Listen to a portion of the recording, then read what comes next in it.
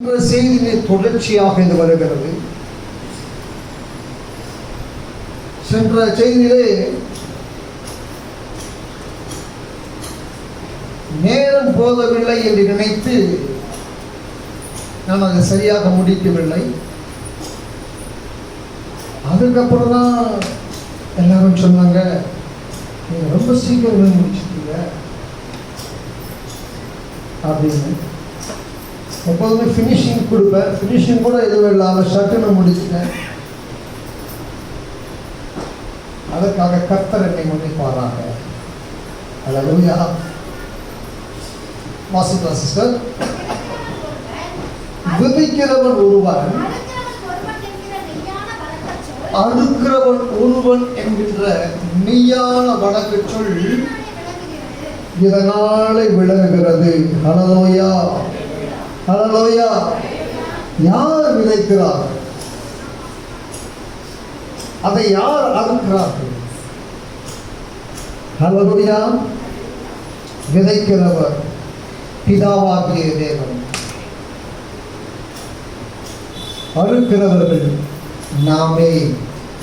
ஹல்லேலூயா, ஹல்லேலூயா.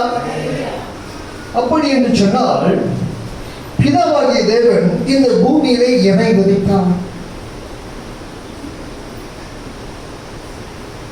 முதலாவதாக அவர் விதைத்தது அண்ட சராசரனை உண்டாக்கின தேவாதி தேவன் தன் சாயலாக ஒரு மனிதனை உருவாக்கி விதைத்தார். ஹல்லேலூயா. அவர்தான் ஆதாம். அவருக்கு ஒரு துணையாக ஏவாளை உருவாக்கினார். இவர்கள் இருவரையும் தேவன் அந்த ஏதேன் தோட்டத்திலே மகிழ்ச்சியாக வாழும்படியாக விட்டிருந்தார். ஆனாலும் இவர்களுக்குள்ளாக களைகளை விதைப்பதற்காக சத்துருவானவன் சதித்திட்டம் தீட்டி பலவீன பாத்திரமாகிய பெண்ணாகிய ஏவாளை பயன்படுத்தி தனது வலையிலே விளைவித்தான் என்பதை எல்லாம் நாம் அறிந்திருக்கிறோம். ஹல்லேலூயா, ஹல்லேலூயா. விழுந்தவர்கள் என்ன நடந்தது? பிதாவாகிய தேவனுடைய வார்த்தைக்கு கீழ்ப்படியாமல் போனபடினாலே அந்த அருமையான ஏதேன் தோட்டத்தை விட்டு வெளியேற்றப்பட்டார்கள். பின்பு பூமியிலே பல்கி பெருகினார்கள். ஆனாலும் விதையை விதைத்தவருடைய சித்தத்தின்படி அல்ல, தன்னுடைய சுய சித்தத்தின்படியே வாழ்ந்து வந்தார்கள். ஹல்லேலூயா. எனவே அதை பார்த்து அவர் மிகவும் வேதனைப்பட்டார். வாசிக்கலாம். ஆதியாகமம் 6ஆம் அதிகாரம் 5ஆம் வசனம்.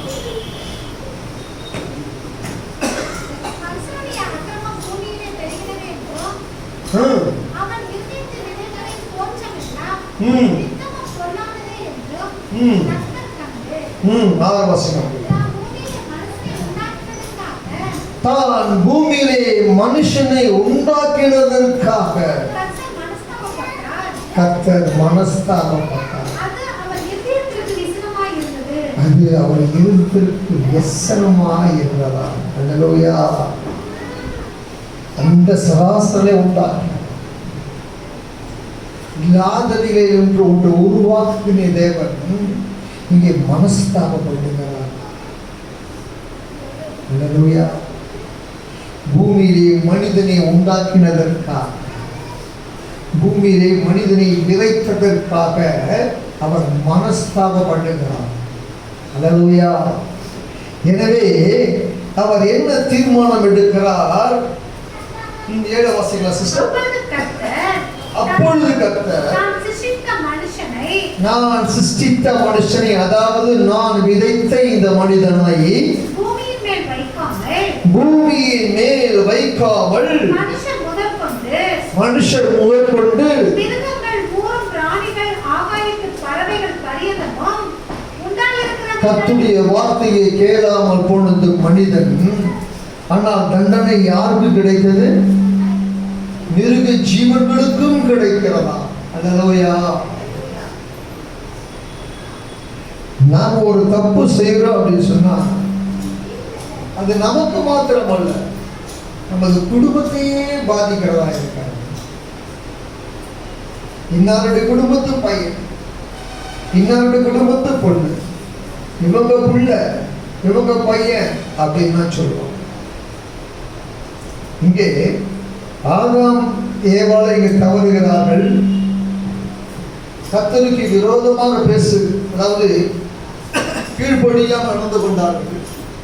இது நிமித்தமாக இங்க பூமி முழுவதுமாக அழிக்கப்பட போகிறது. அல்லேலூயா. கர்த்தர் அதை நிக்கிரகம் பண்ணினாரா? அது 7 வாசிகள். அப்பொழுது கர்த்தர் தான் சிருஷ்டித்த மனுஷனை பூமியின் மேல் வைக்காமல் மனுஷன் முதல் கொண்டு மிருகங்கள் ஊரும் பிராணிகள் ஆகாயத்து பறவைகள் பரியந்தமும் உண்டாயிருக்கிறவைகளை முதல் கொண்டு நிக்கிரகம் பண்ணுவேன். நான் அவைகளை உண்டாக்கினது எனக்கு மனஸ்தாபமாய் இருக்கிறது என்றார். அல்லேலூயா.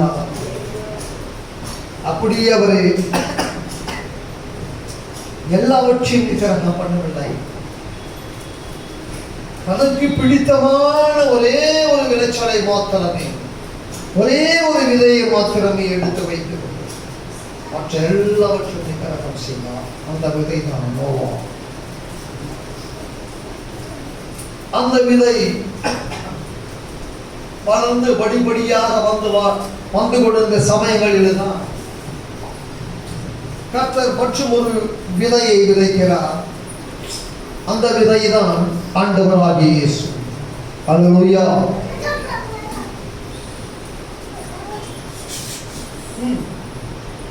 அந்த விதை தான் ஆண்டவராகிய இயேசு. நம்மளாம் ஒரு கல்யாணத்துக்கு போறோம்னா அந்த தம்பதியில் என்ன சொல்லி வாழ்க்கை கேட்டிருக்கேன். 14 பெற்று பல 100 ஆண்டு காலங்கள் வாழன்னு வாழ்த்துன்னு நான் கேட்டேன். ஆனா இப்போ அந்த 100 ஆண்டு காலங்கள் போச்சு. 14 பெற்று பேர் வாழ்வாள் அப்படின்னு சொன்னா நாமெல்லாம் எதற்காக இந்த பூமியில விதைக்கப்பட்டு இருக்கிறோம் என்று சொன்னால் வாழ்வதற்காக. அல்லேலூயா. நாம வாழணும், நம்முடைய சந்ததிகள் வாழணும் என்பதற்காகவே பூமியிலே விதைக்கப்பட்டிருக்கிறோம். அல்லேலூயா. ஆனால் ஒருவரை மரிப்பதற்காகவே பூமியிலே விதைக்கப்பட்டிருக்கிறார். நமக்கெல்லாம் எப்பவும் மரணம் நமக்கு தெரியாது. நாம எல்லாம் எப்போ மறிக்க போறோம்னு தெரியவே தெரியாது. எத்தனை வயசுல மறிக்க போறோம். ஆனால் அவருடைய மரணம் குறிக்கப்பட்டது. அல்லேலூயா. உலகம் தோன்றுவதற்கு முன்பாகவே அடிக்கப்படும் மண்ணமாக நின்ற ஆட்டுக்குட்டி யானவோர் என்று அவரை குறித்து வேதம் சொல்லுகிறது. அல்லேலூயா. அவருடைய யாருக்காக அவர் அடிக்கப்பட்டார்? அவர் குற்றம் செய்தாரா? அவர் அக்கிரமம் செய்தாரா? அல்லது அவர் பாவம் செய்தாரா? ஏசாயா 53:5 வாசிக்கலாம்.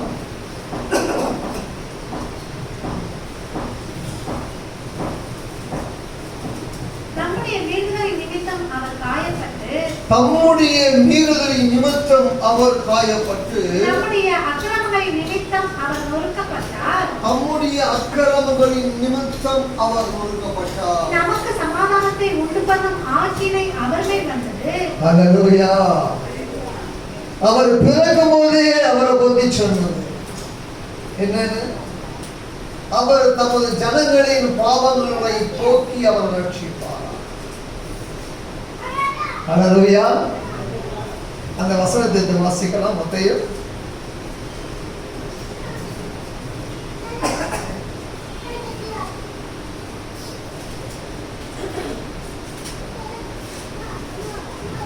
அவர் தங்கள் ஜனங்களின் பாவங்களை போக்கி அவர்களுக்கு குமாரனை பெறுவார். அவருக்கு இயேசு என்று பெயரிடுவாயாக.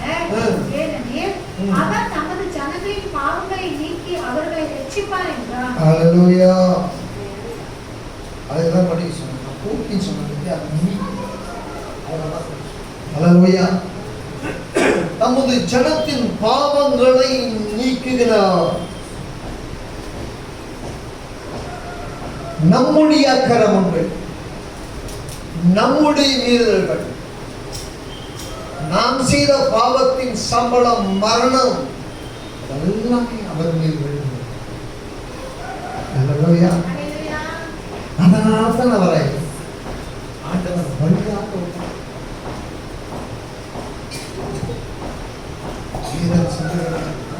தம்முடைய ஒரே பேரான குமாரனை இந்த உலகத்துக்கு தந்து அவ்வளவாய் அன்பு கூர்ந்தார்.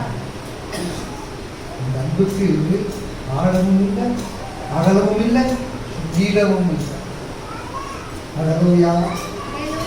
அவ்வளவு பெரிய அன்பு நம்முடைய ஒரே பேரானை நம்ம கொடுத்து நம்ம மேல அன்பு வச்சிருக்கிறார். அன்பை வெளிப்படுத்தி காண்பிக்கிறார் பிதாவாகிய தேவன். ஹல்லேலூயா. நான் யோசனை பண்ணேன், ஏன் இயேசு மாத்திரம்தான் பரலோகத்துக்கு இருப்பாங்க, வேற யாருமே நடந்தது. இயேசு மாத்திரம்தான் பிதாவாகிய தேவனுடைய வார்த்தையை கேட்டிருப்பாங்க, வேற யாரும் கேட்டிருக்க மாட்டாங்க. நீதிமொழி 8ஆம் அதிகாரத்தில்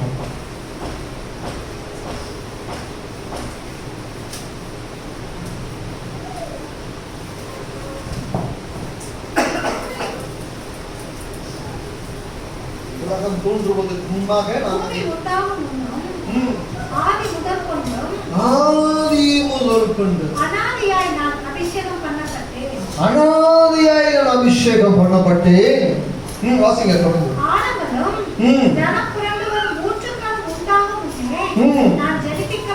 நான் ஜெனிப்பிக்கப்பட்டேன். மலைகள் நிலை பெயர்வதற்கு முன்னும், குன்றுகள் உண்டாவதற்கு முன்னும், அவர் பூமியையும் அதன் வெளிகளையும் பூமியில் உள்ள மண்ணின் திரள்களையும் உண்டாகும் முன்னே நான் ஜெனிப்பிக்கப்பட்டேன். அவர் வானங்களை படைக்கையில் நான் அங்கே இருந்தேன். அவர் சமுத்திர விலாசத்தை வர்த்தனிக்கையிலும் உயரத்தில் மேகங்களை ஸ்தாபித்து சமுத்திரத்தின் ஊற்றுகளை அடைத்து வைக்கையிலும் சமுத்திர ஜலம் தன் கரையை விட்டு மீறாதபடிக்கு அதற்கு எல்லையை கட்டளையிட்டு பூமியின் அஸ்திபாரத்தை நிலைப்படுத்துகையிலும் நான் அவர் அருகே செல்லவில்லையாக இருந்தேன். அல்லேலூயா. எப்படி இருந்தாரா? செல்ல பிள்ளையாய் இருந்தாரா? கொஞ்சம் வாசிங்க அப்படி மேல. நித்தம் அவருடைய மனமகிழ்ச்சியாய் இருந்து எப்பொழுதும் அவர் சமூகத்தில் களிகூர்ந்தேன். அல்லேலூயா. நித்தமும் அவருடைய மனம் மகிழ்ச்சியாய் இருந்தாரா? அல்லேலூயா. எனவேதான் பிதாவாகிய தேவன் வேதனைப்படுகிறார். இந்த பூமியை பார்த்து உண்டாக்கின மக்களை பார்த்து, இது அப்பத்தை பிடிக்கிறது போல ஜனங்களை பிடிக்கிறார்களே, அறிவில்லாமையால் என் ஜனம் சங்காரமாகி கொண்டிருக்கிறார்களே என்று பரிதவித்துக் கொண்டிருக்கிற வேளையில தான் இதோ நான் இருக்கிறேன், என்னை குறித்து உடைய புத்தக சுருள் எழுதப்பட்டிருக்கிறதே, எனக்கு ஒரு சரீரத்தை மாத்திரமே ஆயத்தப்பட்டிருக்கிறது.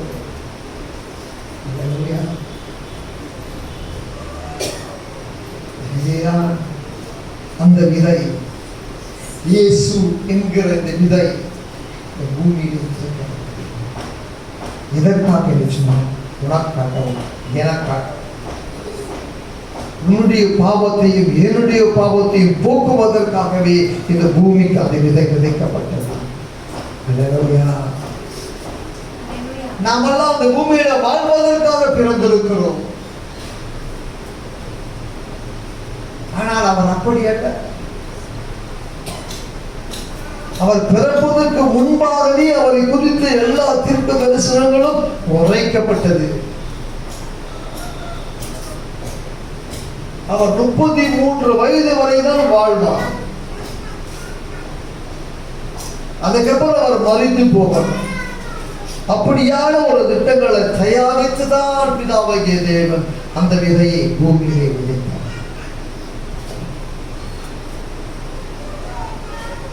நன்றாக யோசித்து பாருங்க. ஒரு பாவமும் அறியாதவர், ஒரு சிறு பாவங்கள் கூட அவரிடத்தில் இல்லை. என் சொல் எனது பாவங்கள் உண்டு என்ற ஒளியில் யார் என்னை குற்றப்படுத்த கூடும் என்று ஒரு பாவமும் அறியார். அல்லேலூயா. அவரை தான் பிதாவாகிய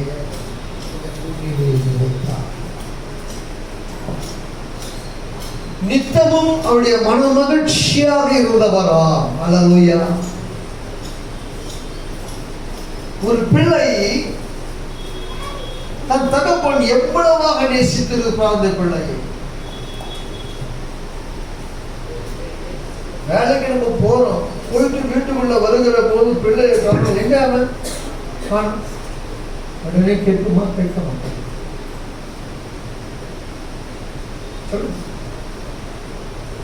நித்தமும் அவருடைய மன மகிழ்ச்சியாக இருந்த அந்த பிள்ளையை பிதாவாகி தேவன் இந்த பூமியிலே விதைக்கிறார் என்று சொன்னால் உன்னையும் என்னையும் எவ்வளவாக அவர் நேசித்திருந்தார்.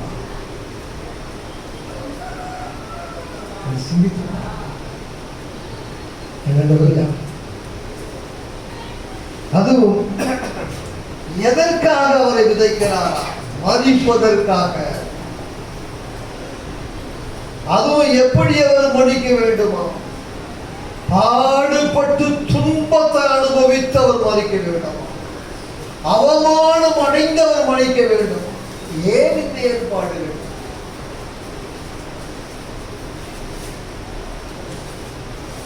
ஏன் இந்த ஏற்பாடுகள்? நீங்களும் நானும் ரட்சிப்பட வேண்டும், நித்திய ஜீவனை பெற்றுக்கொள்ள வேண்டும் என்பதற்காகவே பிதாவின் சமூகத்தில் நாம் வந்து சேர வேண்டும் என்பதற்காகவே பிதாவாகிய தேவன் கிறிஸ்துவாகிய இயேசுவை பூமியிலே விதைத்தார். அல்லேலூயா. அல்லேலூயா. வாசிக்கலாம், இப்போது வாசிக்கலாம். 53:5 வாசிக்கலாம். நம்முடைய மீறுதல் நிமித்தமாகவே அவர் காயப்பட்டிருக்கிறார். 1 அடிகள் அடிக்கப்பட்டவராக காணப்படுகிறார். நம்முடைய அக்கிரம நிமித்தம் அவர் நொறுக்கப்பட்டிருக்கிறார். ஒரு மனிதனுக்கு வேதனைகள் வரலாம், ஒரு மனிதனுக்கு துன்பங்கள் இருக்கும். ஆனால் அந்த துன்பத்திலே அவர் நொறுக்கப்படுகிற ஒரு காரியம் மிக பெரிதான ஒரு காரியம். துன்பத்தின் மேல் துன்பம், வேதனை மேல் வேதனை, உடல் சரீரத்திலே வேதனை, ஆத்துமாவிலே வேதனை, பேச முடியவில்லை, உடம்பை அசைக்க முடியவில்லை. இப்படியான ஒரு வேதனைகளை அடைக்கிறார். எதற்காக என்றால் உன்னையும் என்னையும் மீட்பதற்காக பிதாவாகிய தேவன் அவர்கள் பூமியை விதைக்கிறதுனால. அல்லேலூயா. அல்லேலூயா. வாசிக்கா சிஸ்டர். நம்முடைய மீறுதல் நிமித்தம் அவர் காயப்பட்டு, நம்முடைய அக்கிரமங்களின் நிமித்தம் அவர் நொறுக்கப்பட்டார். நமக்கு சமாதானத்தை உண்டு பண்ணும் பாவியாகி நமக்கு சமாதானம் இல்லை.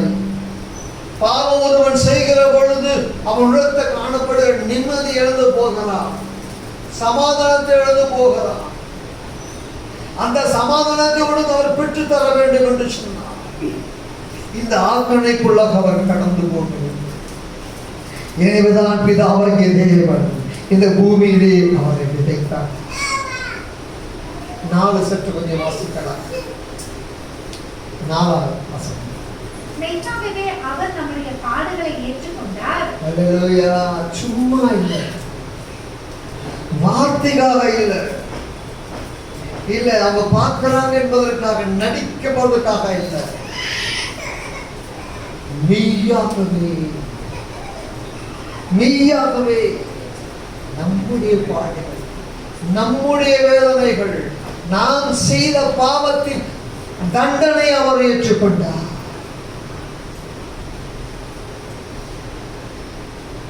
அல்லேலூயா. இங்கே அவர் விதைக்கப்பட்டது எப்படி? பாவ பரிகாரியாக இந்த பூமியிலே விதைக்கப்பட்டிருக்கிறார். அல்லேலூயா, அல்லேலூயா.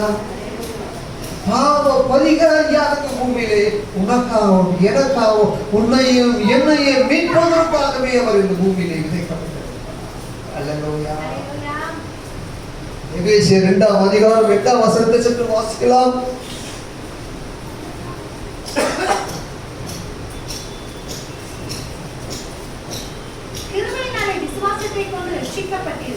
கிருபையினாலே விசுவாசத்தை கொண்டு ரட்சிக்கப்பட்டீர்கள். இது உங்களால் உண்டானதல்ல. ஹல்லேலூயா. தமது ஒரே பேரான குமாரனை உலகத்துக்கு தந்தருளி இவ்வளவாக அந்த அன்பு வைத்தாராம் ஆண்டவர். அந்த கிருபை என்கிற அன்பினால் தான் நாம் ரட்சிக்கப்பட்டிருக்கிறோம், அதாவது மீட்கப்பட்டிருக்கிறோம். பாவத்திலிருந்தும் அக்கிரமத்திலிருந்தும் அநியாயங்களிலிருந்தும் மீறல்களிலிருந்தும் நாம் மீட்கப்பட்டிருக்கிறோம். இது யாரால உண்டானது? நம்மளாலையா? இல்ல.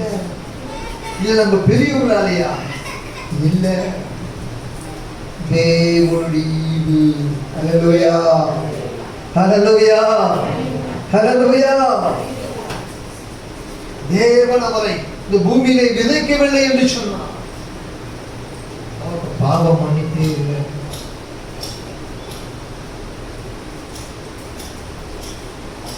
நம்முடைய கதி அதோ விதியெல்லாம் போயிடுது. ஹல்லேலூயா, ஹல்லேலூயா.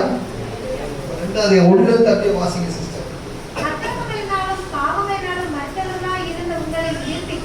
ஹல்லேலூயா. அக்கிரமங்களினாலும் பாவங்களினாலும் மரித்து போயிருந்த நம்மை அவர் உயிர்ப்பித்தார். ஹல்லேலூயா. வாசிங்க, வாசிங்க. அதிலே நீங்கள் முற்காலத்திலே முன்னாடி ரட்சிக்கப்படுவதற்கு முன்னாடி இந்த உலகத்தின் வழக்கத்திற்கு ஏற்றபடியாக, அல்லேலூயா, கீழ்ப்படியாமையின் பிள்ளைகளிடத்தில் இப்பொழுது கிரியை செய்கிற ஆகாயத்தின் அதிபதி ஆகிய ஆவிக்கேற்றபடியாகவும் நீங்கள் நடந்து கொண்டீர்கள். அவர்களுக்குள்ளே நாம் எல்லோரும் முற்காலத்திலே, அல்லேலூயா, நாம் எப்படி நடந்தோம் என்பதை இங்கே எபேசியர் 2ஆம் அதிகாரம் 1ஆம் வசனத்தில் அழகாக கொடுக்கிறார். நம்ம முற்காலத்துல எப்படி இருந்தோம், இச்சையின்படி எப்படி நடந்திருக்கிறோம் என்பதை நான் கொடுக்கிறேன். வாசிங்க சபியா. நாம் மாம்ச இச்சையின்படியே நடந்து நமது மாமிசமும் விரும்பினபடி எல்லாம் செய்து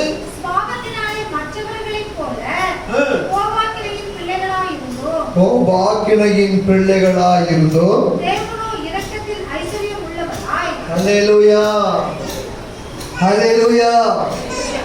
தேவனோ இரக்கத்தில் ஐஸ்வர்யம் உள்ளவராய் இருந்து நம்மில் அன்பு கூர்ந்து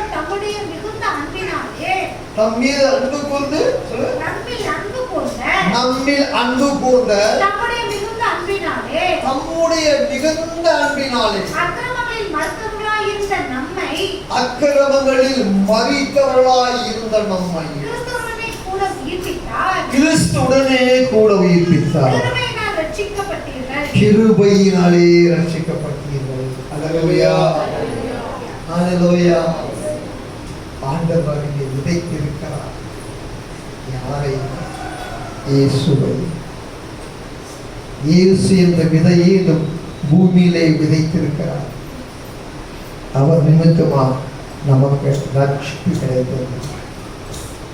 இது நம்மளால் உண்டானதல்ல, தேவனுடைய ஈவு. அல்லேலூயா, அல்லேலூயா.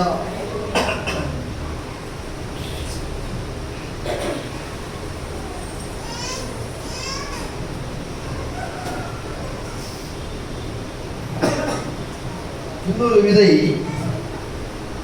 நாம விதைக்கிறது.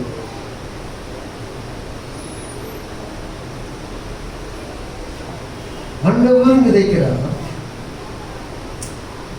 நாமும் விதைக்கிறோம். இந்த விதை என்ன? சொல் என்ற விதை, வார்த்தை என்ற விதை. அந்த விதை ரொம்ப கொஞ்சம் மோசமானது. அது நம்முடைய கோபத்திற்கு ஏற்ற மாதிரி அந்த விதை பிறக்கிறது, அல்லது நம்முடைய சிந்தனைகளுக்கு ஏற்ற மாதிரி அந்த விதை பிறக்கிறது. ஒரு தாய் தன் பிள்ளை சரிவர படிக்கவில்லை, பாஸ் ஆகவில்லை என்பதனால நீ எதுக்குமே லாய்க்கற்றா, வீணா போன வேலை இருந்து ஒரு பிரோஜனமே கிடையாது. நான் வயிறன்னு சாபம் கொடுக்கிறா அப்படின்னு நம்ம அது காலையில திணிச்சு மத்தியானத்துக்குள்ள அந்த பிள்ளை சொல்லிச்சு.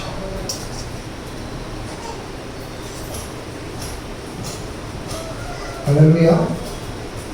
பேப்பர்ல வந்து விஷயத்தை சொன்னாங்க.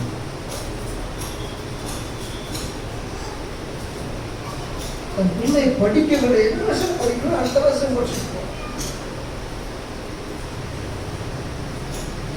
அவனை நம்ம திட்டு அவன் உடைந்து அவன் திட்டவிலே இந்த மாதிரி திட்டாங்க. நம்ம இனி இருந்துதான் போயிடும், நம்ம ஒன்றுமே வாய்க்கிறாருன்னு சொல்லிட்டாங்க.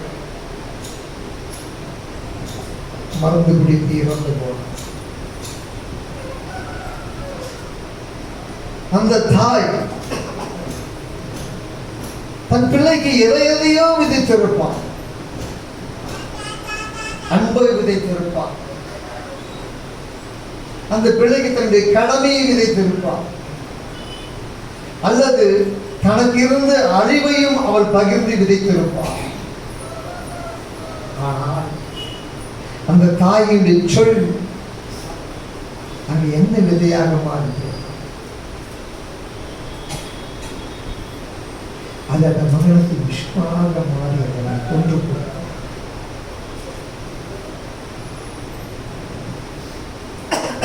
கர்த்தருக்குள் அன்பானவர்களே, நாம் பேசுகிற வார்த்தை மிகவும் சாக்கிரதையாக நன்மையானதாக இருக்கிறது. அதிலும் நாம கிறிஸ்தவர்கள் ஆண்டவராய் இயேசு கிறிஸ்துவின் வாயிலிருந்து என்ன வெளிப்பட்டது? கிருபை பொருந்தின வார்த்தைகள் வெளிப்பட்டது.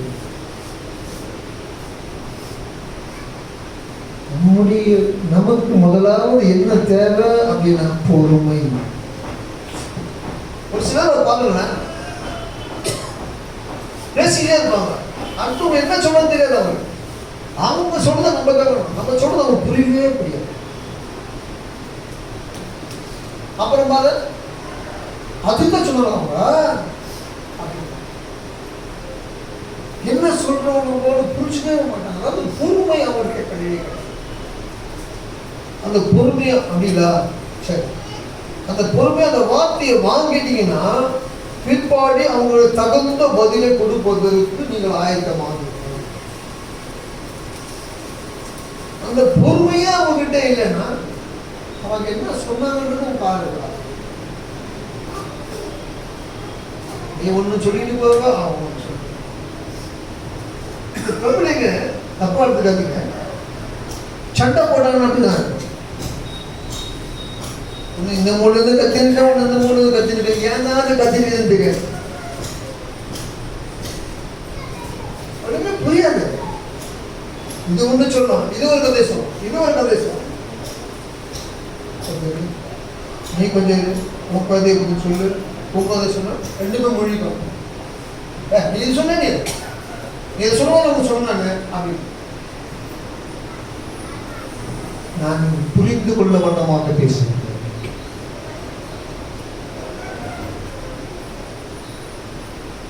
பாவப்பட்டு யாரையும் எந்த வார்த்தையும் பேசுகிறாங்க.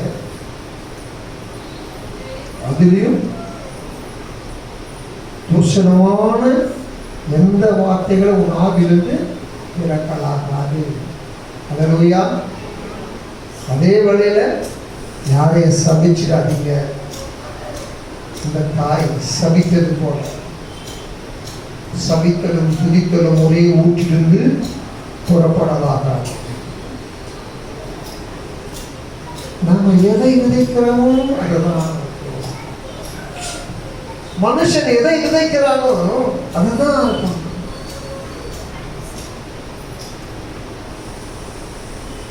நீ நன்மையானதை விதைச்ச என்று சொன்னால் நல்லதையே இருக்கும். நீ பிறருக்கு அநியாயத்தை விதைக்கிற அப்படின்னு சொன்னா தீமையானதுதான் உனக்கு வரும். அதுதான் ஐயோ அவங்களா அப்படின்னு அவங்களை முடிவோம்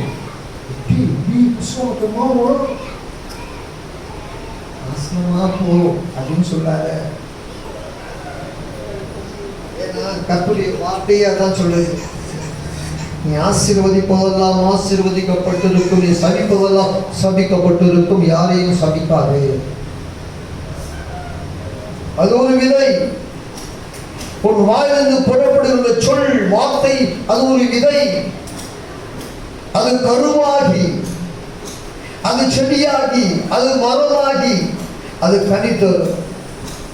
ஒரு சிலரை பார்த்தீங்கன்னா சின்ன வயசு அந்த பிள்ளைகள்லாம் வந்துட்டு என்ன பேசுறாங்கன்னு பார்த்துட்டு அது அப்படியே உள்ளத்துல அந்த வார்த்தைகளை வச்சிருக்கோம்.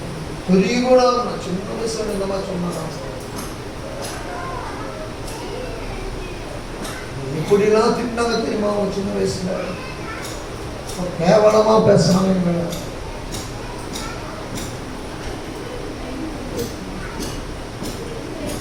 அது ஒரு விதை. அந்த விதையை நீங்கள் விதைக்கிற போது மிகவும் எச்சரிக்கையாகவும் சாக்கிரதையாகவும் விதையுங்கள். சொல் என்று விதை.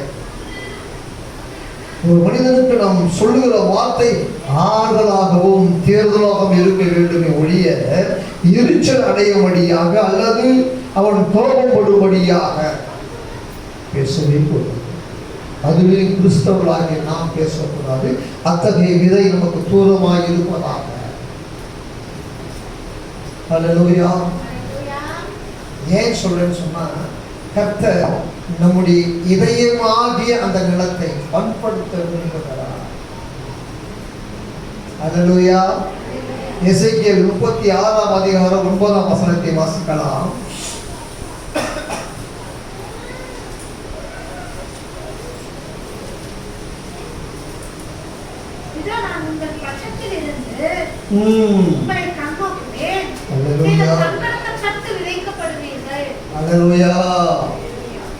கர்த்தர் எங்க இருக்கிறார்ப்பா? எங்க எங்க சொல்றாரு? இதோ நான் உங்கள் பட்சத்தில் இருந்து அல்லேலூயா. நல்லா கவனிங்கம்மா, நல்லா கவனிங்க. கர்த்தர் எங்க இருக்கிறாரு? நம்ம பட்சத்தில் இருக்கிறார். அல்லேலூயா. நமக்கு உறுதுணையாக பட்சத்திலே இருக்கிறார். அவர் என்ன பண்ணுகிறாரா? நம்மை கண்ணோக்கி பார்த்து கொண்டிருக்கிறாரா? அல்லேலூயா. அல்லேலூயா. எதற்காக அவர் நம்மை கண்ணோக்கி பார்த்து கொண்டிருக்கிறார்? அடுத்து வாசிங்க. நீங்கள் பண்படுத்தப்பட்டு விதைக்கப்படுவீர்கள். அல்லேலூயா. நாம பண்படுத்தப்பட வேண்டும். சொன்னால் விதைக்கப்படுவதற்காக. அல்லேலூயா. நம்முடைய இதயமாகிய நிலம் பண்படுத்தப்பட வேண்டுமா? அதுல முள்ளுகள் இருக்குது, சத்தைகள் இருக்கிறது, அழுக்குகள் இருக்கிறது, கல்லுகள் இருக்கிறது. இதை எல்லாம் அவர் எடுத்து போட்டு அந்த பல்ல மேடையெல்லாம் சமமாக அதை பண்படுத்த. ஹல்லேலூயா. இன்னும் வாசிக்கலாம். இதோ நான் உங்கள் பட்சத்தில் இருந்து உங்களை கண்ணோக்குவேன். நீங்கள் பண்படுத்தப்பட்டு விதைக்கப்படுவீர்கள். எரேமியா 4ஆம் அதிகாரம் 4ஆம் வசனத்தை வாசிக்கலாம். யூதா மனுஷரே, யூதா மனுஷர் என்று சொன்னால் நம்மை பார்த்து சொல்லுகிறார், ஜெபிக்கிற ஜனங்களே அப்படின்னு சொல்லு. அல்லேலூயா. நம்ம ஜெபிக்கிறோம் தானே? ஹலோ, ஜெபிக்கிறவங்க அவங்களே சொல்லணுமா? கர்த்தருக்கு ஸ்தோத்திரம். வாசிக்க. யூதா மனுஷரே, எருசலேமின் குடிகளே, அல்லேலூயா, உங்கள் கிரிகளுடைய பொல்லாப்பின் நிமித்தம் என்னுடைய கோபம், அதாவது உக்கிரகம் அக்கினியை போல் எழுப்பி அவிழ்ப்பார் இல்லாமல் எரியாதபடிக்கு நீங்கள் கர்த்தருக்கென்று உங்களை விருத்த சேதனம் பண்ணி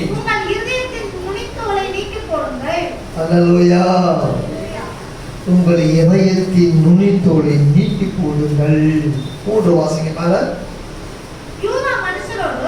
யூதா மனுஷரோடு எருசலேமியரோடு கர்த்தர் சொல்லுகிறது என்னவென்றால், நீங்கள் முள்ளுகளுக்குள்ளே விதையாதிருங்கள், உங்கள் தரிசி நிலத்தை பண்படுத்துங்கள். அல்லேலூயா. முள்ளுகள் எடுத்து விதையாதீங்க. நம்ம உள்ளம் எப்படி இருக்கிறது என்பதை ஆண்டவர் நமக்கு வெளிப்படுத்தி காண்பிக்கிறது. நம் உள்ளத்தில் என்ன இருக்கிறது? முள்ளுகள் இருக்கிறதா? முள்ளுகள் இடத்தை விதைக்காத, அதை முதல்ல பண்படுத்து. அந்த முள்ளுகளை எடுத்து போடு. உன் இருக்க காணக்கூடிய எல்லா காரியங்களை அப்புறப்படுத்தி போடு. அதை எனக்கு நேராக கொண்டு வா. தாவீது சொன்னார், கல்லான இதயத்தை எடுத்து போட்டு அசையான இதயத்தை தாரும் ஆண்டவர் என்று கேட்டார். நம்முடைய இருதயம் எப்படி இருக்கிறது என்பதை நாம் ஒவ்வொருவரும் அறிந்திருக்கிறோம். ஏனென்று சொன்னால், நம்முடைய இருதயத்தின் நினைவுகளின் தோற்றங்களை அவர் தூரத்திலிருந்து அதிக தேவனார். அல்லேலூயா. அவருக்கு மறைவானது ஒன்றுமே இல்லை. எனவே நான் அவர் சொல்லுகிறார், பண்படுத்துங்கள் என்று. அல்லேலூயா. அந்த 3 முடிச்சா சிஸ்டர்?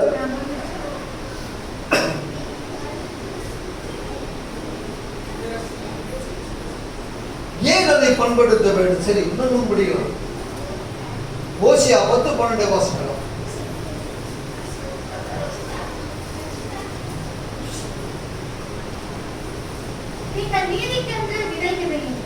அல்லேலூயா. எதுக்காக நம்ம விதையை விதைக்கிறோம்? நீதிக்கென்று விதையை விதைக்க வேண்டும்.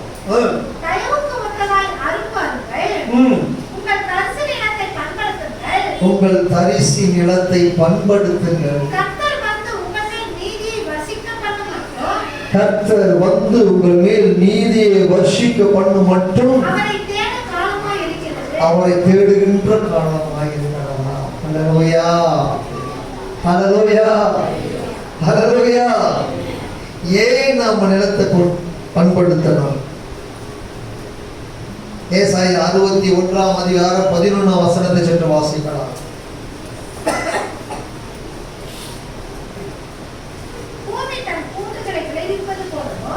பூமி தன் பூண்டுகளை விளைவிப்பது போலவும்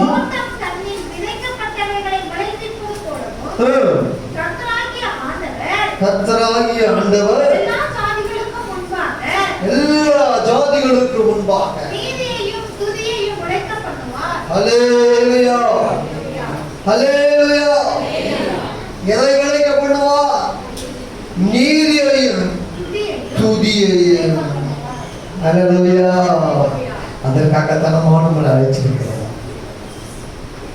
அதற்காகத்தான் நம்ம அழைச்சிருக்கிறார். இவர்களின் துதியை சொல்லி வருவார் என்று சொன்னாரே. ஹல்லேலூயா. நீங்க துதிக்காம இருந்தா எப்படி ஜெயம் எடுக்க போறீங்க?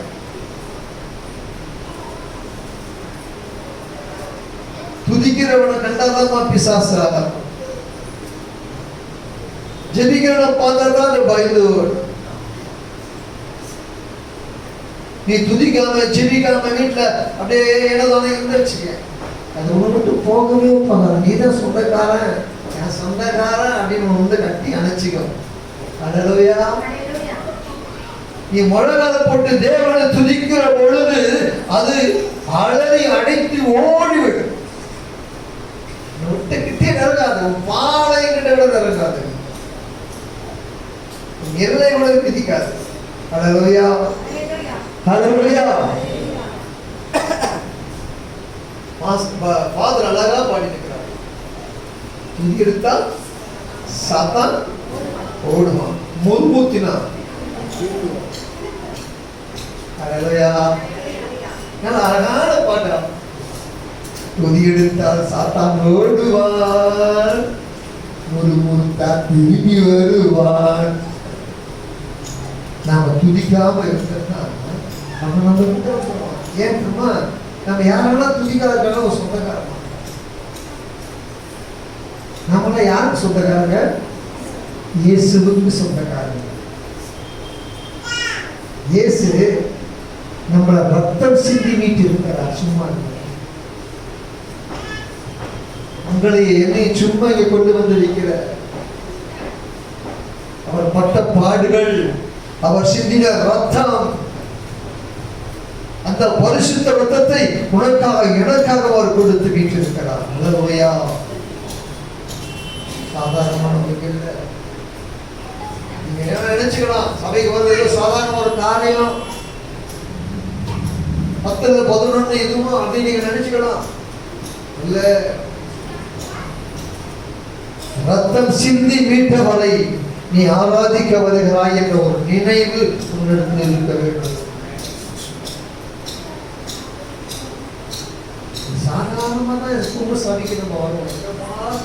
சாதாரணமா கடைக்கு போற மாதிரி, ஒரு மார்க்கெட்டுக்கு போனா கூட கொஞ்சம் நல்ல ட்ரெஸ் பண்ணி தான் போகும்.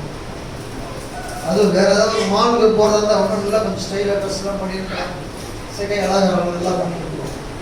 சபைக்கு வரணும் மாத்திரம் பாருங்க, அந்த நேரத்துக்கு தான் ட்ரெஸ் பண்ணிருக்கோம், அந்த நேரத்துக்கு தான் சிகை அடையாளம்.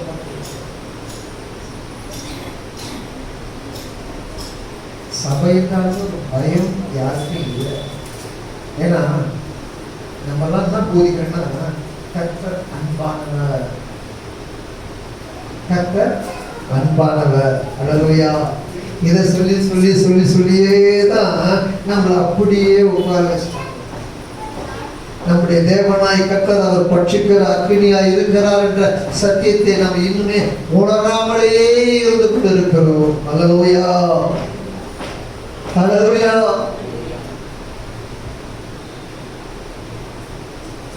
சத்தியத்தை நம்ம நல்லா உணர்ந்து கொள்ள வேண்டும். ஹல்லேலூயா. இங்கே எதற்காக சொல்லப்பட்டிருக்கிறது? நாம் ஏன் அதை பண்படுத்த வேண்டுமா? நிலத்தை பூமி தன் பூண்டுகளை விளைவிப்பது போலவும், தோட்டம் தண்ணீர் விளைவித்ததை விளைவிப்பது போலவும், கர்த்தராகிய ஆண்டவர் எல்லா மற்ற புற சாதிகளுக்கு முன்பாக ஹல்லேலூயா நீதியையும் துதியையும் முளைக்க பண்ணுவார். எடுத்துட்டீங்கன்னா கோபக்காரனா முதுகியா பேசணும், பற்று அடிச்சு பதிலே பேச மாட்டாங்க. முதலடி அப்படிதான் இருக்கு நினைக்கிறோம். இப்படியெல்லாம் மாட்டோம். பேசுறதுக்கு சொந்தக்காரங்களோட போய் விடுவாங்க. வீட்டுக்கு நான் உள்ள வரணும், வீடியோ கப்சு முன்னாடி சைலண்ட் ஆக வரணும். ஏன் கை தூக்கிடுவா எல்லாரும் அடிக்கடி அப்பா வந்தா எங்க அம்மா கூட கை கை சொல்ல அவளுக்கு கொஞ்சம் கோபம் ராமா இருந்த கர்த்தர் என்ன செய்திருக்கிற பார்த்தீங்கன்னா, நீதியை விளைவித்திருக்கிறார், துதியை விளைவித்திருக்கிறார். எனக்கு அந்த நீதி உள்ள வந்ததுனால எனக்குள்ள இருக்கிற கோபம் வெளியில யாராவது என்னை பத்தி பேசினா கூட போயிட்டே இருக்கு. கோபப்படுறது இல்லை. ஏன்னா என் பொண்டாட்டி திட்டினா மட்டும் கோபப்படுவாங்க.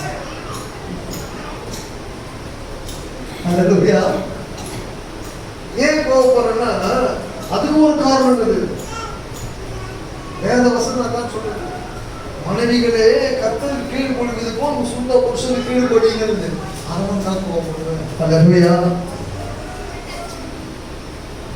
கர்த்தருக்கு ஸ்தோத்திரம், மகிமை உண்டாவதா.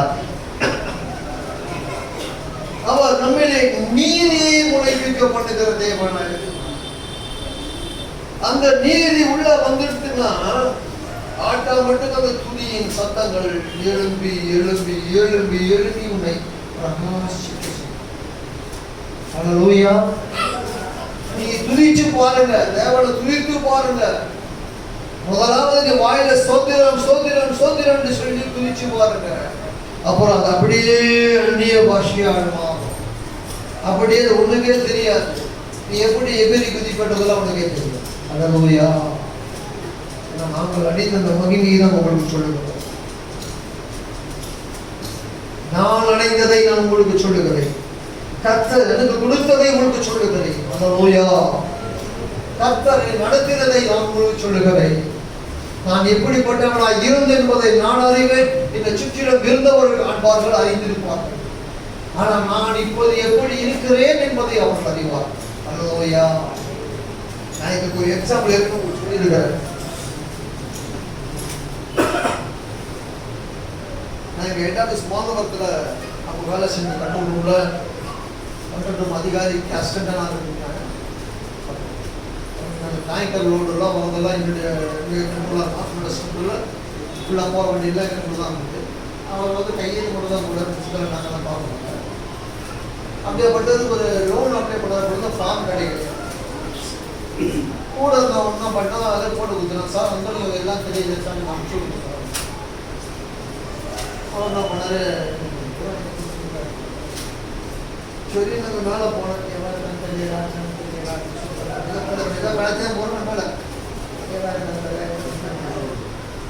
அங்க போன எதிர்த்து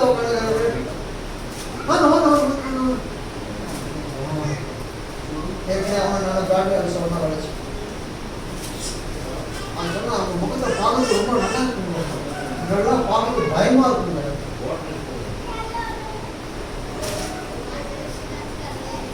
இப்போ பக்கத்துல சொல்றாங்க எல்லாம் முன்னாடி எங்களுக்கா தெரியுங்களா மாற்ற நாளே.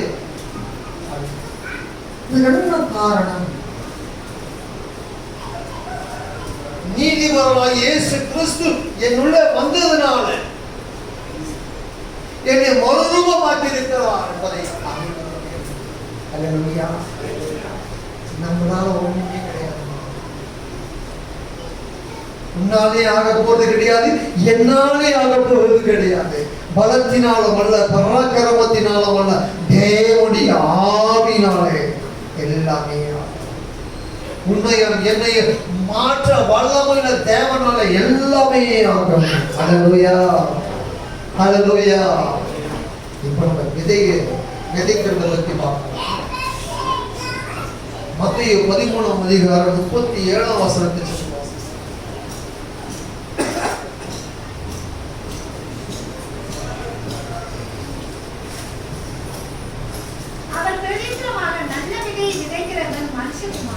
அல்லேலூயா. ஒரு நிமிஷம் போதும். முதலாவது நாம் பார்த்தோம், பிதாவாகிய தேவன் விதைத்ததை பார்த்தோம். மனுஷராகிய நாம் விதைத்திருப்பார். இப்போது மனுஷகுமாரனாகிய இயேசு விதைக்கிறதை நாம் பார்க்கிறோம். அல்லேலூயா. அவர் வாசிக்கிறாங்க. அவர் பிரதியுத்தரமாக என்ன விதையை வாசி? நல்ல விதை. அல்லேலூயா. ஏங்க அழகாக அது நல்ல விதை என்று சொல்லப்பட்டிருக்கிறது. விதை என்று கூட சொல்லியிருக்கலாம். நல்ல விதை, அதாவது நம்முடைய இருதயத்திற்கு ஏற்ற விதை. அல்லேலூயா.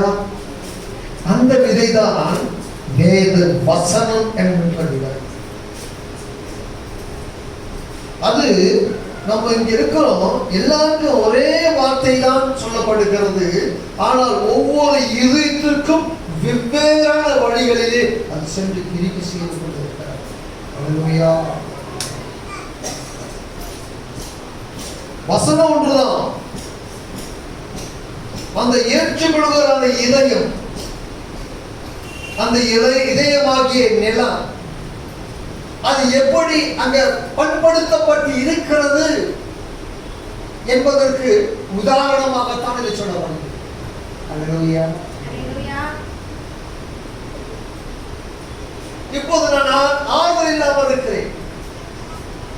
எனக்கு அந்த வார்த்தை, அந்த வசனம் ஆறுதலாக வரும். இப்போ நான் நோயாளியாக இருக்கிறேன், சிக்கலாக இருக்கிறேன். இப்பொழுது இந்த வார்த்தை எனக்கு குணப்படுத்துகிற வார்த்தையாக, அல்லது நான் பலவிதமான தேவைகளோட வந்திருப்பேன், அந்த தேவைகளை சந்திப்பதற்கான ஒரு வார்த்தையாக, ஒரு ஆழ்வை தருகிற வார்த்தையாக இருப்பது. பண்படுத்த நிலத்தில் விதைக்கப்பட்டது. அல்லேலூயா. தொடர்ந்து வாசிங்க சிஸ்டர். நிலம் உலகம், நல்ல விதை ராஜ்யத்தின் புத்திரர், கலைகள் பொல்லாங்கனுடைய புத்திரர், அவைகளை விதைக்கிற சத்துரு பிசாசு, அறுப்பு உலகத்தின் முடிவு, அறுக்கிறவர்கள் தேவதூதர்கள். அல்லேலூயா. அல்லேலூயா. முதலாவது விதைக்கப்படுகிற விதை சாலை ஓரமாக விதைக்கப்படுகிறது. அந்த விதை பிசாசாக இருக்குது.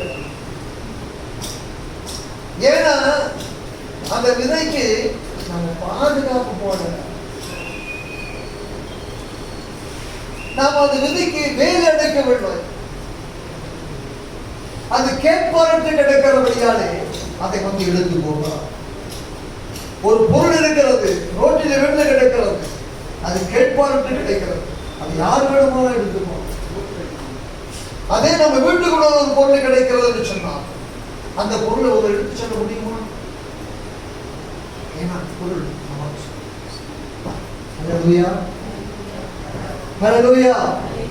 இப்படியாக விதைக்கப்பட்டது. அது ஓரமாக வழி ஓரமாக போனபடியினாலே சத்ருவானவன் திருடி கொண்டு. இரண்டாவது விதை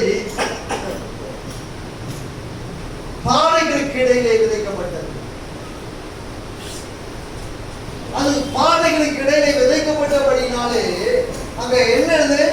சந்தோஷமா வந்து உட்கார்ந்து இருக்கணும். அந்த வார்த்தைக்கு சந்தோஷம்.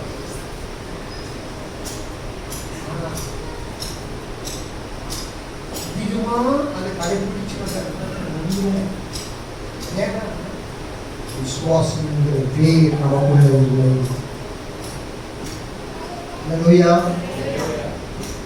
விசுவாசம் என்கிற வேர் நமக்குள்ள இல்லாததினால் அந்த விதை என்னது?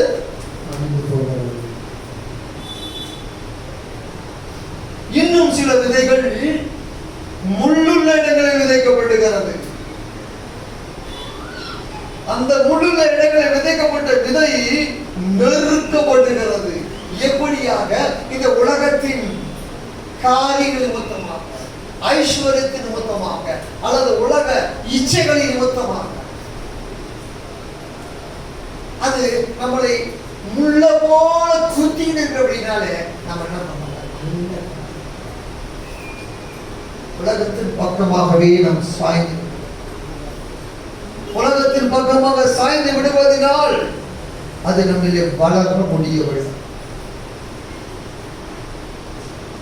எனவேதான் ஆண்டவர் நமக்கு சொல்லுகிறார் என்னவென்று, சபைக்கு சொல்லுவதை பரிசுத்த ஆவியானவர் சபைக்கு சொல்லுவதை காது உள்ளவன் கேட்கிறார்.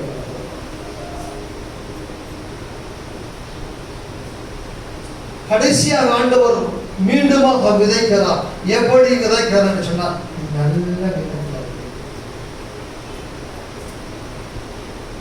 நல்ல நிலமாகிய சபையிலே அதை விதைக்கிறார். எப்படியாக? பொறுமையாக, தாழ்மையாக அதை கேட்டு, அதை உணர்ந்து, சும்மா கேட்கிறது மாத்திரமல்ல, அதை உணரணும். முதல்ல கர்த்தருடைய வார்த்தை என்ன சொல்லுகிறது என்பதை நாம் உணர்ந்து கொள்ளவில்லை என்று சொன்னார், கர்த்தருடைய ஆவியானவர் உங்களை கிரியை செய்ய மாட்டார். அல்லேலூயா. உள்ளத்த உணர்ந்த பட்சத்தில்தான் 100ஆக, 60ஆக, 30ஆக ஆண்டவர் எங்கே விதைக்கிறார்? 3 ரகமாக இது பிரிக்கிறார். நன்றாக கவனிக்கிறவங்க, உணர்கிறவர்கள் 100 பலன்களை தருவார்கள். சரியாக கவனிக்காதவர்கள் 60 கொடுப்பார்கள். இங்க உட்கார்ந்து கொண்டு ஏதோ நினைத்துக் கொண்டிருப்பவர்கள் 30 விதமான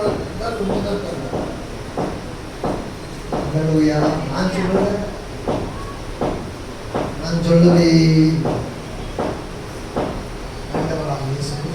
இந்த ஊமையை உங்களுக்கு சொல்கிறார். அல்லேலூயா, அல்லேலூயா. கலாத்தியர் 6ஆம் அதிகாரம் 7ஆம் வசனத்தை சற்று வாசிக்கிறேன்.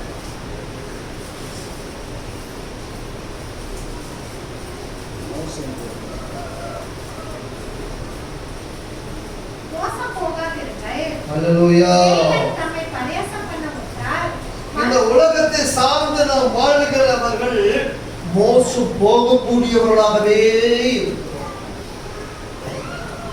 எனவேதான் ஆண்டவர் நம்மை பார்த்து சொல்கிறார், மோசம் போகாதீர்கள். உலகம் மாயை, உலகம் மாயை, அது ஒன்றுமே இல்லை. வானமும் பூமியும் விழுந்து போகும், என் வார்த்தைகளும். அல்லேலூயா, அல்லேலூயா. வாசிக்கலாம். மோசம் போகாதீர்கள். தேவன் நம்மை பரியாசம் பண்ண மாட்டார். தேவன் நம்மை பரியாசம் பண்ண மாட்டார். மனுஷன் எதை விதைக்கிறானோ அதே அறுப்பான். அல்லேலூயா. நீ எதை விதைக்க விரும்புகிறாய்?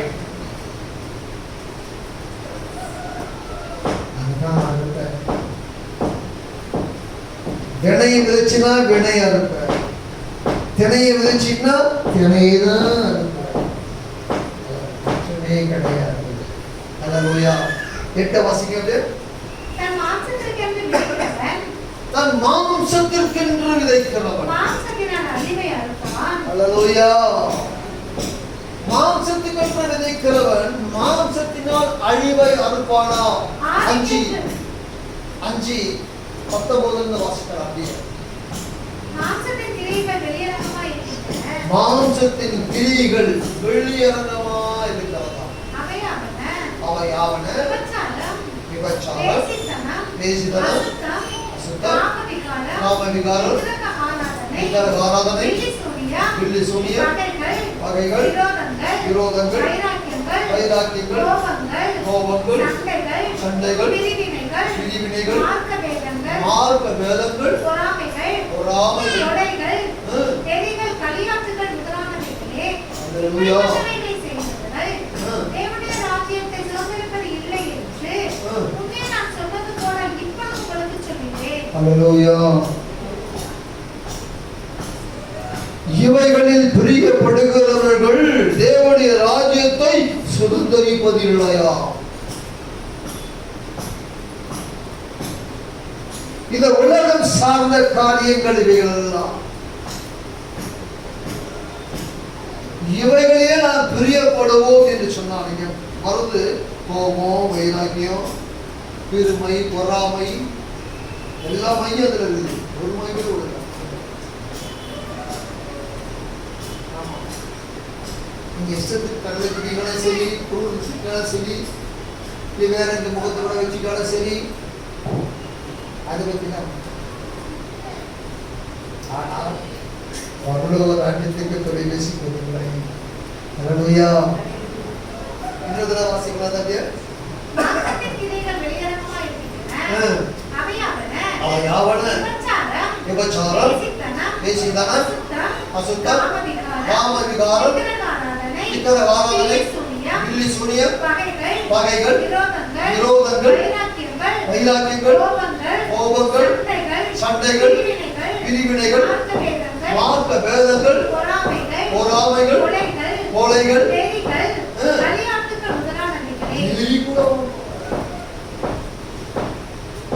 வெறி கொண்டாடுது. இதையெல்லாம் செய்கிறவர்கள் தேவனுடைய ராஜ்யத்தை சுதந்திரிப்பதில்லை. அல்லேலூயா. அந்த 6-8 வாசிக்கிறப்போ, நான் மாம்சத்துக்கென்று விதைக்கிறவர் மாம்சத்தினாலே அழிவை அறுப்பார். ஆவிக்கென்று விதைக்கிறவர் அல்லேலூயா. அல்லேலூயா. வேற வாசிக்கிறத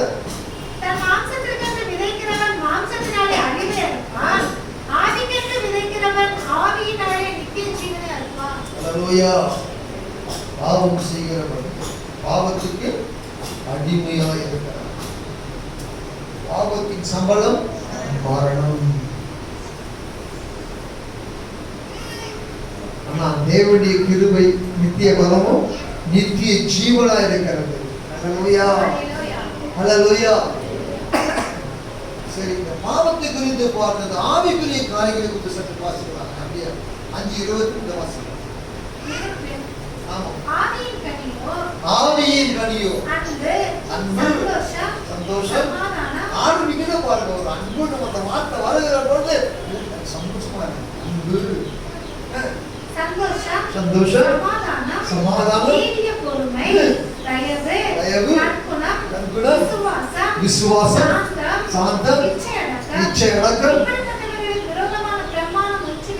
ஒன்றுமே இல்லையா? அல்லேலூயா. நீ இதை கடைபிடித்து எடுக்கிற போது இப்படிப்பட்ட பிரமாணம் ஒன்றுமே கிடையாது. அல்லேலூயா.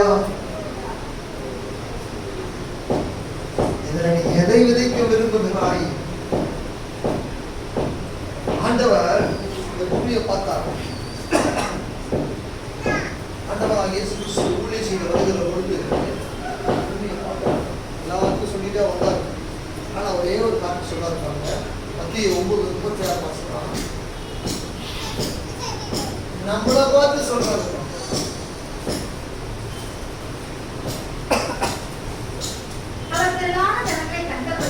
அவர் திரளான ஜனங்களை கண்டபொழுது அவர்கள் மெய்ப்பனில்லாத ஆடுகளைப் போல பொழிந்து போனவர்கள்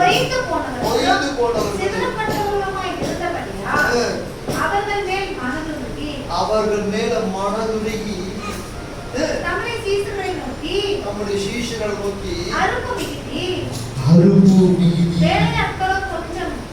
வேலையாட்களோ கொஞ்சம். ஆதலால் அவரை நேர்த்திக் கொள்ளுங்கள் என்றார்.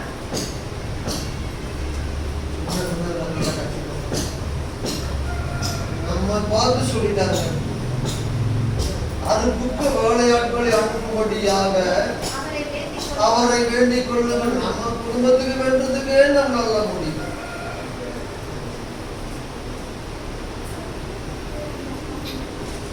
இந்த இந்திய தேசம் ரட்சிக்கப்பட வேண்டும் என்று சொன்னால் இங்கே விளைந்த பயிர்கள் அநேகம் இருக்கிறது. அறுவடை செய்து கொள்ளவோ ஆட்கள் அதை அறுவடை செய்து கொள்ள வேண்டும் என்றால் நீங்களும் நானும் தான் ஆயத்தமாகும். ஏன் இன்னும் ரட்சிப்பு உண்டாக்கப்படும்? நமக்குள்ள ஆத்ம பாரம் இல்லாது. உண்மையிலே சொல்றேன், நான் பல தடவை அழைச்சிருக்கிற தேவசம், நான் இப்படிப்பட்ட பாவியா இருந்தது இம்மீறி இறக்க வைக்கிறாயா? என்னை போட்டு இருக்கிறவங்கள யார் மீட்பாங்க?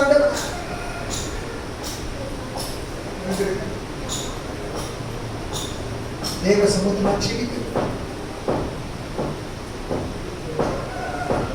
ஏதோ சபைக்கு வந்திருக்கிறோம், கர்த்தருடைய வார்த்தை கேட்கிறோம், அவருடைய சமாதானத்தை பெற்றுக்கொண்டார், நிம்மதியை பெற்றுக்கொண்டார், ஆசீர்வாதத்தை பெற்றுக்கொண்டு என்பதாக வாழ்ந்து விடுகிற ஒவ்வொரு ஆத்மாக்காகவும் ஜெபிக்க வேண்டிய நம்முடைய கடமையாக இருக்கிறார்.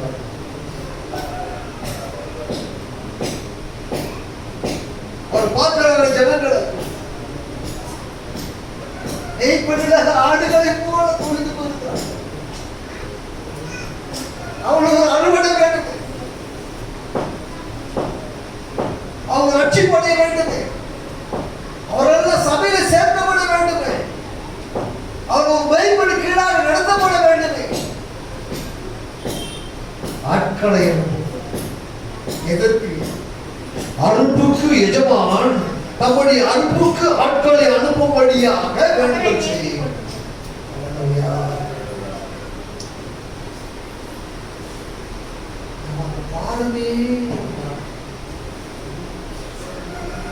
நமக்குள்ள பாரம் இருக்கும் என்று சொன்னால் நிச்சயமாக இன்னைக்கு இந்த சபையில 3 நாள் ஆராதனை நடைபெற்று கொண்டிருக்க வேண்டும். அந்த ஆத்ம பாரம் இல்ல. என்னடா என்று சொல்லாரு? நிச்சயமா ஒரு சகோதரனை நான் அறிவேன், ஒரு ஊழியக்காரர்,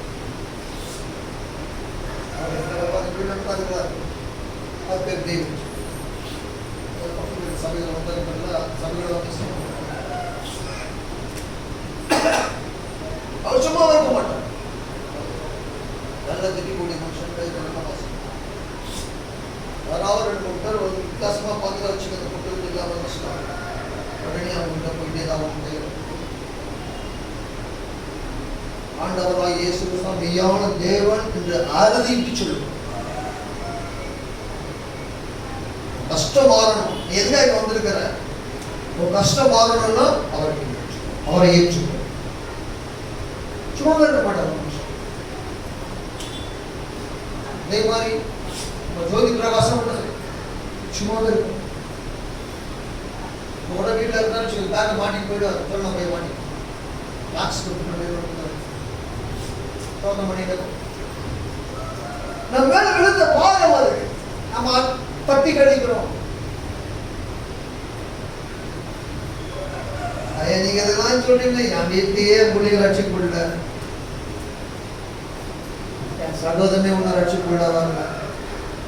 என்ன பண்றது? ஜபம், உபவாசம், சத்தியத்தை சொல்லு, ஆலயத்துக்கு அழிச்சிடுவோம். ஆலயத்துக்கு வரவில்லைன்னா நிச்சயமாக அந்த ரட்சித்திருக்கார்.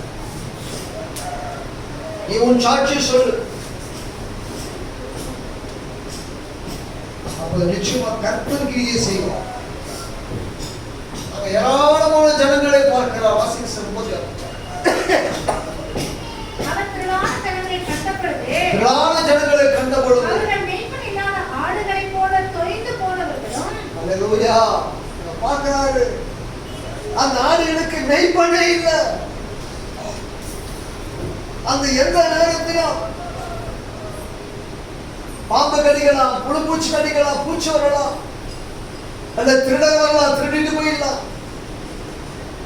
இப்படியான ஒரு நிலைமையில் அந்த ஆடுகள் இருக்கிறது. அந்த ஆடுகளுக்கு பாதுகாப்பு கொடுக்கணும். அந்த ஆடுகளும் வரணுமே. ஆண்டவராகிய இயேசு கிறிஸ்து சொல்கிறார், இந்த தொழுவத்துள்ள ஆடுகள் இல்லாமல் வேறு தொழுவத்துள்ள ஆடுகளும் என் சத்தத்தை கேட்க வேண்டும் சொல்கிறார்.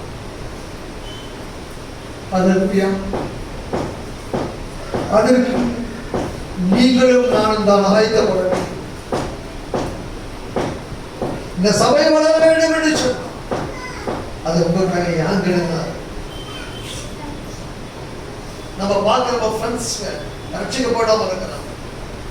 அவங்க கிட்ட நீ தேவை பண்ணிட்டு போ, ஆண்டவரா இப்படி சத்தியத்தை நான் சொல்லணும், நீ வெளியே என் நண்பர் ரட்சிக்கப்படாம இருக்கிறான், அவனுடைய சபைக்கு நான் கொண்டு வரணும், எப்படியாவது கொண்டு வரணும், ஆண்டவா நீங்க தான் கிரியை செய்யணும் அப்படின்னு சொல்லிச்சோம். கர்த்தர் கிரியை செய்யும். நீ மட்டும் ரட்சிப்படைஞ்சா போகாது. நீ மட்டும் நித்திய ஜீவனை பெற்றுக்கொண்டால் போதாது.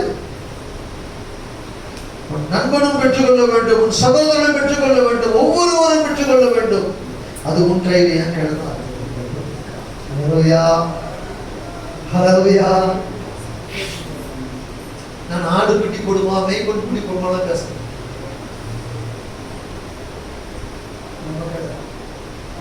நம்ம வேலை செய்யற இடத்துல கூட நம்ம கூட ரட்சிக்கப்படாம இருக்கிறாங்களா, அவங்ககிட்ட போக சமயம் கிடைக்கும் போது, சமயம் வாய்க்காமல் போனாலும் ஜாக்கிரதையாக சுவிசேஷத்தை அறிவிக்கின்றார் கர்த்தருடைய வேதம் சொல்லுகிறார். நாம் அறிவிக்க வேண்டும், நாம் விதைக்க வேண்டும். விதைச்சால்தான் அறுவடைக்கு ஆயத்தமாக முடியும். விதைக்காமலே நீ அறுவடை எனக்கு வேண்டும் சொன்னா எப்படி கிடைக்கும்? எப்படி கிடைக்கும்? எதை விதைக்க விரும்புகிறார்? உலகத்தின் காரியங்களை சிந்தித்து, உலகத்தின் காரியங்களை குறித்து ஒரு நண்பனிடத்துல அல்லது ஒரு சகோதரர் பேச விரும்புகிறாயா? சத்திய வேத வசனத்தை விதை, அது உனக்கு பலன் தரும். ஹல்லேலூயா, ஹல்லேலூயா. அது உனக்கு பலன் தரும். ஹல்லேலூயா. வாசிங்க. அவர் திரளான ஜனங்களை கண்டபோது அவர்கள் மேய்ப்பனான ஆடுகளைப் போல தோய்ந்து போவதை கண்டு அவர்கள் மீது மனதுருகி தம்முடைய சீஷர்களை நோக்கி, அறுப்பு மிகுதி வேலையாட்களோ கொஞ்சம், ஆதலால் அறுப்புக்கு எஜமான் அறுப்புக்கு எஜமான் தமது அறுப்புக்கு வேலையாட்களை அனுப்பும்படி ஏன்னா விதைக்கிறவர் பிதாவாகிய தேவன் விதைக்கிறார். ஹல்லேலூயா. அதை அறுப்பவர்கள் நாமாக இருக்கிறோம். ஹல்லேலூயா, ஹல்லேலூயா. யோவான் 4:35 வாசிக்கலாம்.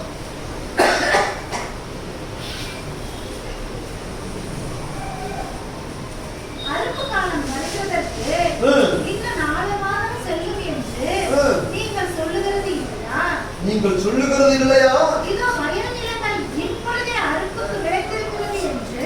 எல்லாத்திலுமே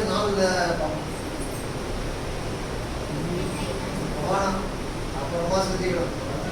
இப்ப ஜெபிக்க வேணாம், டிஸ்டர்டா இருக்கு, நைட்டு ஜெபிச்சுக்கலாம். அதெல்லாம் முன்ன சாப்பிட்ட உடனே தான் வந்துடும்.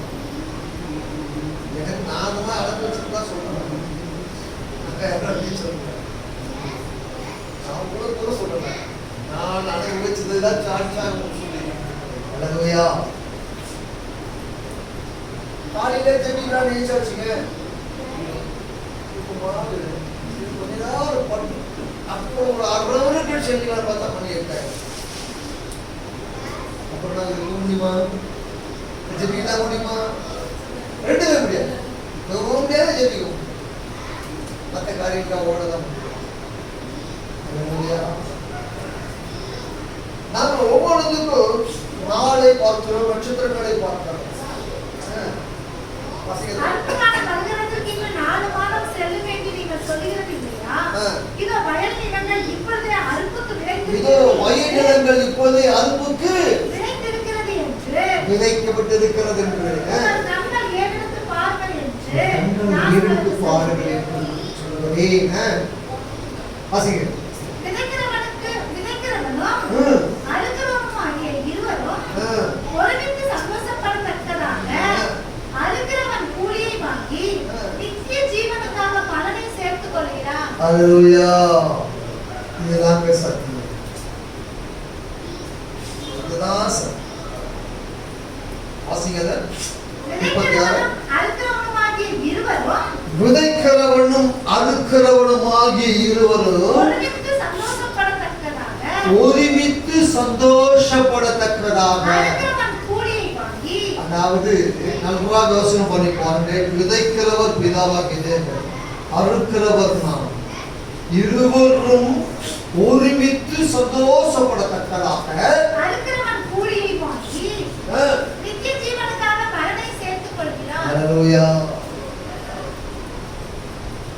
அறுப்பதற்கான கூலி என்னவா? நமக்கு நித்திய ஜீவனா.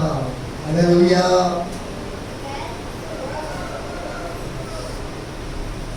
நாம் பிதாவாகிய தேவன் விதைத்ததை அறுப்பதற்கு நமக்கு வருகின்ற கூலி நித்திய ஜீவனா. அல்லேலூயா. 38 வாசிங்க. நீங்கள் பிரயாசப்பட்டு பயிரிடுகிறதை அறுக்க நான் உங்களை அனுப்பினேன். மற்றவர்கள் பிரயாசப்பட்டார்கள், அவர்களுடைய பிரயாசத்தின் பலனை நீங்கள் பெற்றீர்கள் என்றார். அல்லேலூயா. அல்லேலூயா. எங்க ஆண்டவர் மிக அழகாக தெளிவாக நம்மளோடு இடைப்பட்டுகிறார். நாம பயிரிடுகிறார். மற்றவர்கள் விதைத்தார்கள், அவர்கள் பயிர் செய்தார்கள். நாம் என்ன பண்றோம்?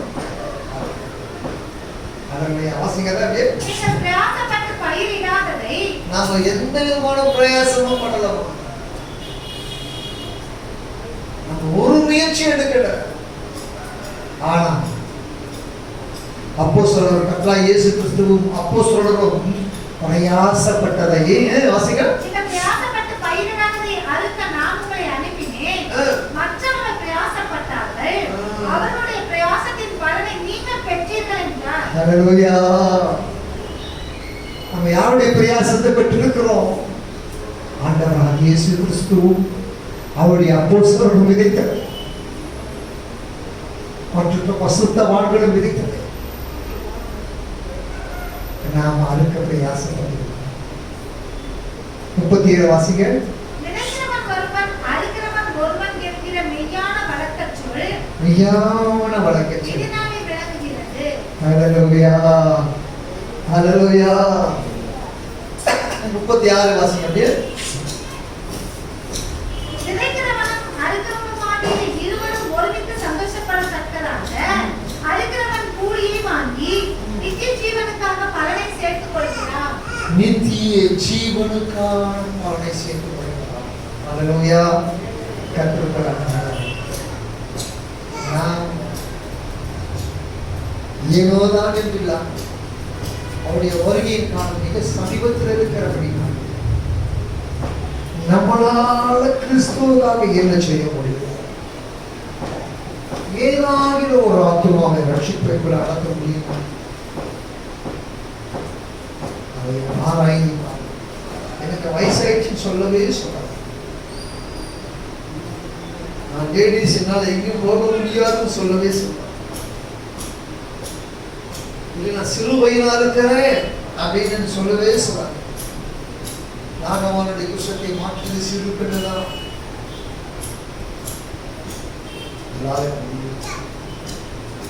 முயற்சி செய்தால் எல்லாமே ஆகும். கர்த்தர் மோடு கூட துணையிருந்து நம்மை நடத்துவார். இந்த வருகையின் காலத்திலே நாம் எப்படியாயினும் ஒரு ஆத்துமாவாகிலும் ஆதாயப்படுத்திக் கொள்வோம். 10 பேர் ஆதாயப்பட்டுன்னு சொல்லுவோம். ஒரு நீங்க கேட்கலாம், நான் லேடிஸ் நான் எங்க போய் சத்தியத்தை சொல்ல முடியும்? உங்க வீட்லயே, உங்க அக்கா பக்கத்து வீட்லயே, இப்போ உட்காந்து பேசி அந்த வீட்லயே அவங்க கிட்ட சத்தியத்தை சொல்லு. அல்லது உங்க கூட படிச்சவங்க, உங்க கூட வேலை செய்யறவங்க, உங்க கூட பழகுறவங்க, அவங்க கிட்ட சத்தியத்தை சொல்லு. ஒரு நாள் வாங்க இங்க சபைக்கு சொல்லுங்க, சத்தியத்தை கேளு. நீங்க சாட்சியாக வாழ்ந்தா தான் அது நடக்கும். அல்லேலூயா. நீங்க சாட்சியாக வாழணும். அதுதான் ஆண்டவர் 36 வசனத்தில் சொல்லுகிறார், நித்திய ஜீவன். பாருங்க, சேர்த்துக்கிறார். நாத்தும் ஆலயத்தின் மூலமாக, அறுவடையின் மூலமாக, விதைக்கிறதன் மூலமாக.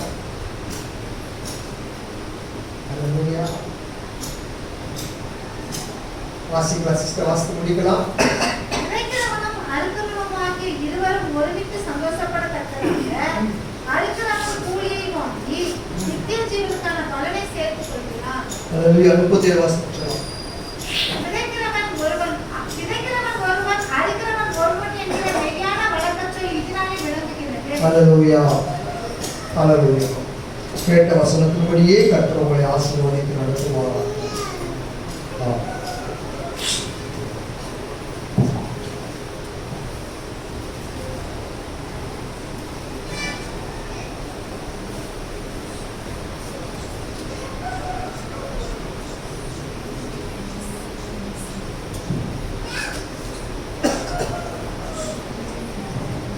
Hallelujah.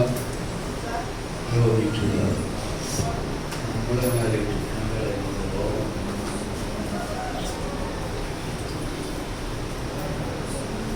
விதை எப்படிப்பட்டதாக இருக்கிறது? யாரெல்லாம் அதை விதைத்தார்? Hallelujah. Glory to God.